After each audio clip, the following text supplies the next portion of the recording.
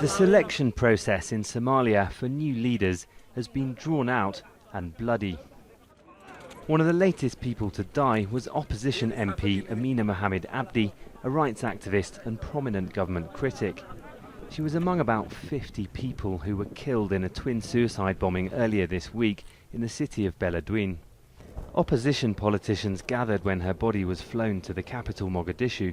Amina Mohamed Abdi was a well-known and prominent MP. All Somali people know that she was one who always fought for justice and human rights.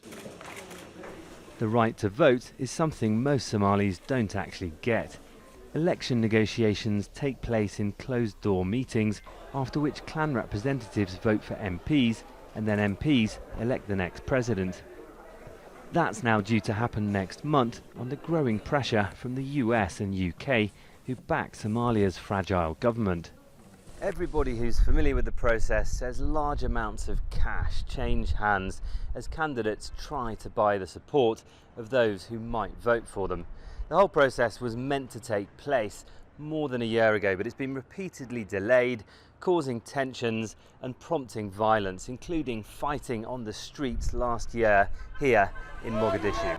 Militia and opposition army factions fought with forces loyal to the government after the elections were delayed and President Mohamed Abdullahi Mohamed, widely known as FAUZIA, signed a law extending his mandate by 2 years.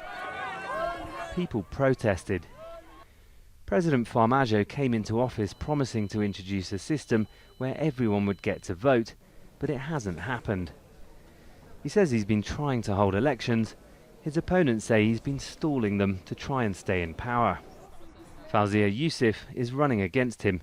She says the electoral system's deeply flawed and pits ethnic groups against each other. People who are against the one person, one vote are those who are not sure if they will come back.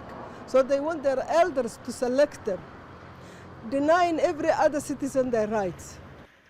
The armed group Al-Shabaab, which controls swathes of the countryside and frequently attacks targets in towns and cities, has said it will use violence to stop the elections.